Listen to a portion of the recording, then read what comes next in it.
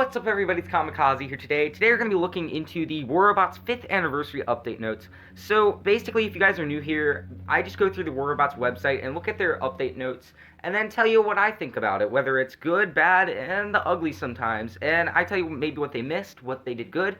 And so I'm just going to give you the short answer right now. In my opinion, it was better than I definitely expected. I expected it to be awful with the new robots coming out, but we'll actually have to see because I don't know. The Loki may not be as much of a menace as I expected, but who knows? It all goes down to the battlefield. But they definitely added in some things that I think make this 5th anniversary celebration better than the Lunar New Year and the Halloween event. All of that just makes it better. So when we get into when we get into the website, basically, we're looking at the anniversary event coming soon. And then right below that, guys, something that was completely unexpected, we see the upgrade overdrive. During the event, all equipment upgrades require 25% less silver. Great time to give your hangar a makeover. Oh yeah, guys, I'm ready for this. I know silver is a basically hard to get kind of thing in the game, and this is exciting because for the first time I'm getting a last stand. Now, I know you're like, Kamakazi, you're late to the party. Yeah, I am. I'm completely sorry. That's me. But I spent all of my gold on upgrading robots to get my hangar to the meta level that it is right now. And now that it's there, I'm just going to start getting last stand and stuff. So, and last stand costs a lot of silver. So, spending 200 million on a last stand is not very good. If I can just take 50 million off of that, well, I'm happy. So, special delivery. Complete event task, get tokens, and win new equipment. Each day you receive 3 new tasks. If you complete all 3, you get to open 1 crate per day. Oh my goodness, guys. This is, when we were talking about the lottery, Pixonic really likes their lotteries, of course, because they know how to, spice it up with trying to get players to pay. And, okay then, okay, I'm looking at this, and I'm like, this is so much better. Seriously. I'm not a fan of the lottery. I think that it should be a grinding-based system rather than just complete chance. That's why, I'm not a fan of kind of the lockdown chance. And a lot of people aren't, but it's a thing that we have to deal with, really. So let's see here. You get 1 every day. So if you complete those tasks, and of course they are going to be hard tasks, we all know. Pixonic is going to make you work for it. And I'm okay with that. I will do these tasks if I have to, and because I want one of these robots. So let's see here. Full robots. Ragnarok Squad, Eldritch, Ares, Imperial, Hades, Infinity, Nemesis. So there are basically 6 different robots that you can have, and, ooh, you can get all of the, whatchamacallit, oh my goodness. I'm gonna think of it. All of the robots from that pack and the Ragnarok Squad, and then you get the Ares, Hades, and Nemesis, those shield robots that are super overpowered in this game currently, well, mostly the Ares, and, I'm excited. I know the chances are very low of you guys getting one of these robots, but yeah, it's always like that. It's great to see that you can earn an entire robot in one roll, and I know that's a small chance, but Ragnarok Squad components 500 to 2,500. Now, this is a good part, because last time, Pixonic messed up. They decided, oh yeah, so we're just going to give you guys, 50 to 100 components of an Aojun and Aoguang. Nobody wants that. When you are grinding for hours and hours to get what little tokens you could in that event, and then you go and you spin the roll and you're like having a heart attack trying to just like, come on, what am I going to get? What am I going to get? And it's 50 components. Oh my god, that sucks. That's a sucky feeling. So I'm happy that, you can at least get 500 components this time, which is so much better. Blaze, Marquise, Calamity components 1,000 or full weapon. So these will not be the Dragon Blaze, Dragon Calamity, or the Dragon Marquise, but, you can still earn these weapons, and it's 1,000 or the full weapon. So, you're either going to earn 1,000 components or the entire weapon. So, pretty great. I understand the chances of you getting that weapon is super low, but still, 1,000 components of a blaze or something, I'll take it. AU. So gold, you're going to have 300 to 1,000. Gold is something that's hard to get in this game. So, even 300 gold, which is the lowest possible, is actually pretty good. And power cells, 1,500. I don't have an issue with power cells. I have a ton of power cells. I don't really need it. But, it's always great to have that in the stock, And for people that need power cells, well, there you go. So, there's a lot of chances to earn resources, not only as a paying player, but as a free-to-play player, which, you always have to look from those two different viewpoints and figure out, if it's a good event, and I know that it will. As long as they don't make it too expensive to buy the tokens and they actually let us get some of the good rewards, well, I'm happy. Arena season. So this is one of those things that, it's a little iffy. We don't know. They didn't give us too much information. For 5 consecutive weekends, Arena mode will take over Skirmish, and it is a competitive mode where skill and only skill matters. So you can have full MK2 hanger. Well, guess what? We don't give a crap, because guess what? You have to go off of skill, which is amazing. I don't know if it'll be like Skirmish, where there's no matchmaking, where basically Champion League players are going up against Private League players. That would be great for me as a Champion League player, but for someone that's all down in the low leagues, they would never get the reward because a champion or higher league player would just always come and take the cake. So I mean, like, I kind of hope that there is matchmaking where Champion League players are going up against Champion and Master League players, which is let's cross our fingers on that. So everyone contributes some gold to the prize pool and fights for the top prize in completely free for all match. So it's free for all, guys. You do not have to go off of your other randoms. So if your randoms are being sucky, well, guess what? This is the mode for you. All contestants have the same hangers, so it's like a skirmish, and some starting conditions. If you're good at Warbots, it's a great time to prove it. Oh, I want to steal some people's gold. I want to steal some people's gold, guys. Alright. Interesting. We will have to see how that plays out. Again, I mean, like, I don't know. It's all down to the battlefield with that one. They didn't give us too much information on what the hangers are like or what the prize pool is going to be like, so we'll just have to see.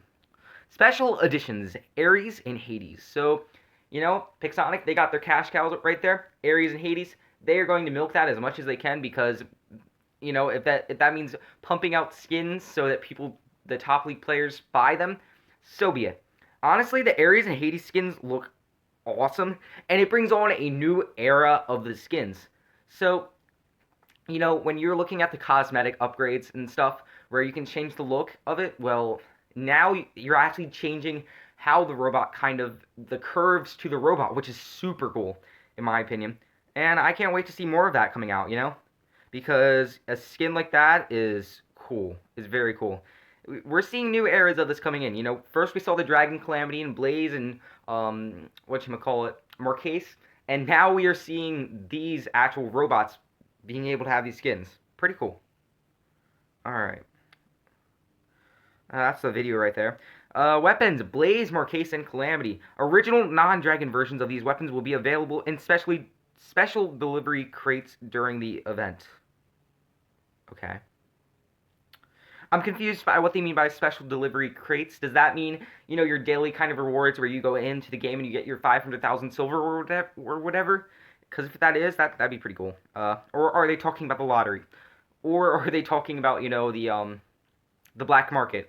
I don't really know. That was kind of very confusing. Balance changes. So this was something that was controversial in my opinion, and this really left me happy and angry at the same point because, they really didn't hit on some of the things that I think they should have, but they also did hit on some things that they should have. I don't know. It was very split, and honestly, in a balance change, it's more important than anything else this is more important than anything else above what we just had because this is the stuff that is going to affect your actual gameplay. Balance changes. All the weapons are listed at MK level 12, MK1, so just for your information. Robots. We have a buff to the Raker. So the Raker hasn't really been like this god tier overpowered robot. It's honestly, it has been very underpowered in the past compared to the Invader. It's just kind of non-existent, really. I hardly ever see a Raker. So the projectiles per ability use went from 1 to 5. So if you saw it on the test server, it just goes like blah. It's just like this huge burst and like super fast.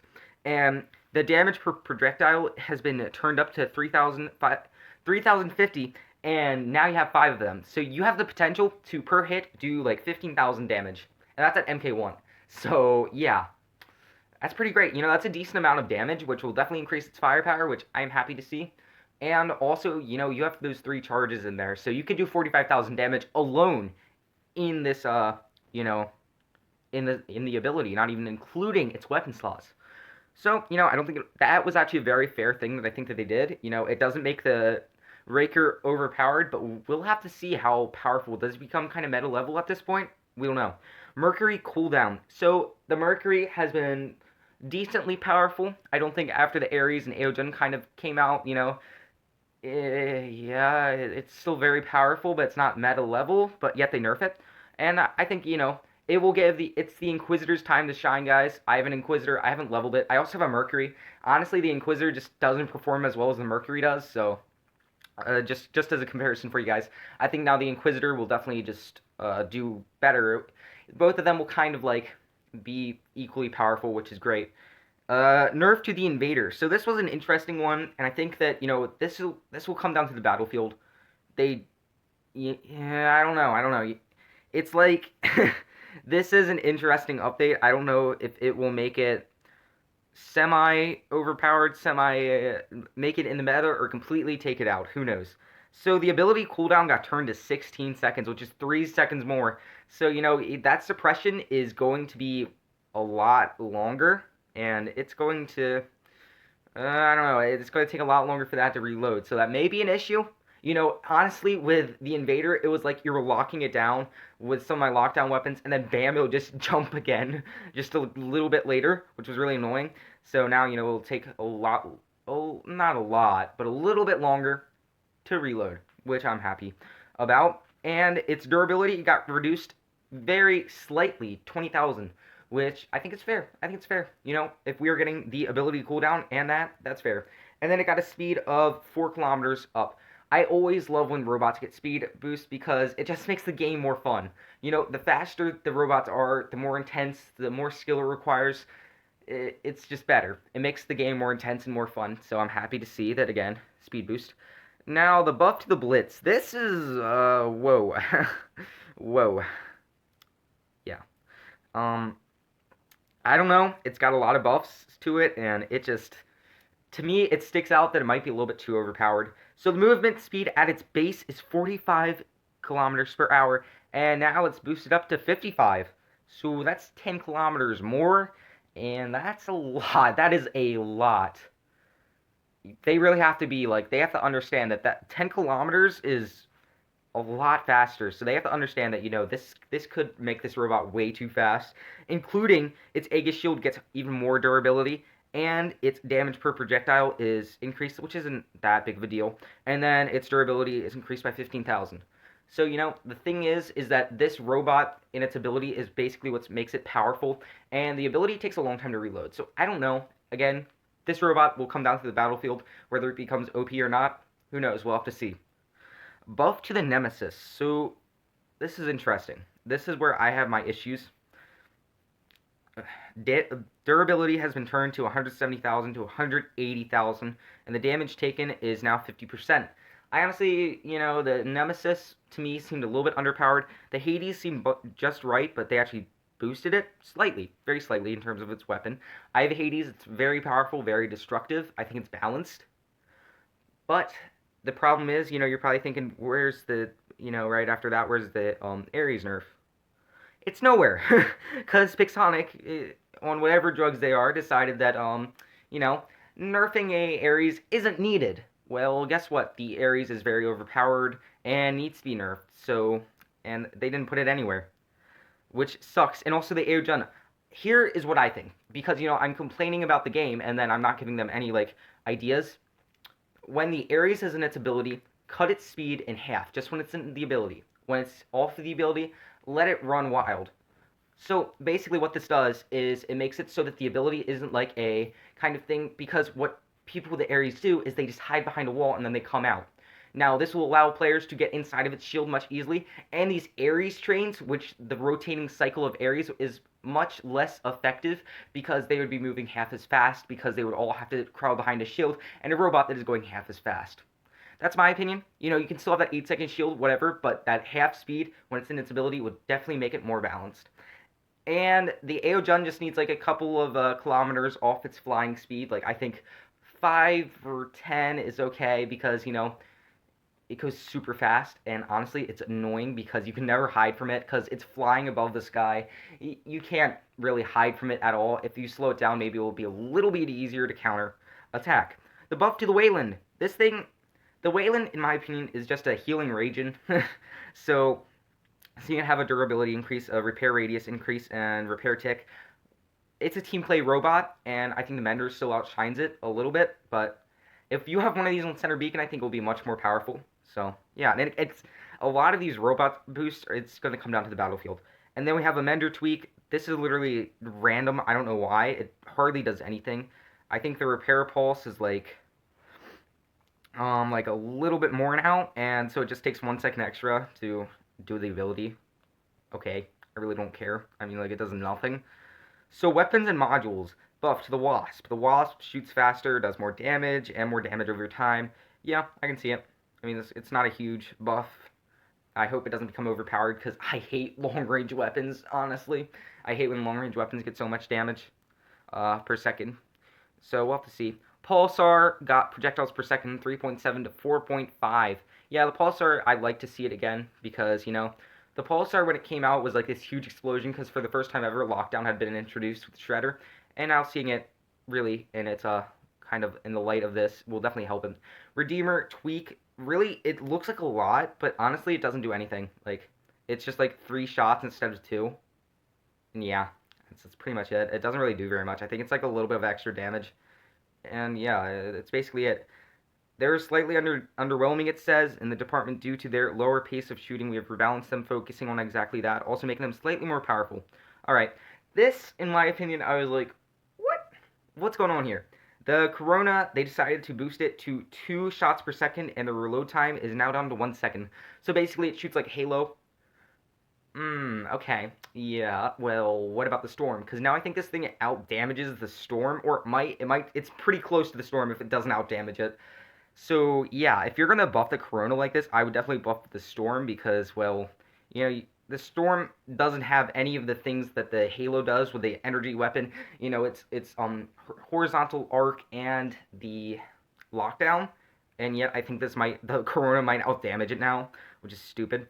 In my opinion, of course, I mean, like, tell your opinion in the comments.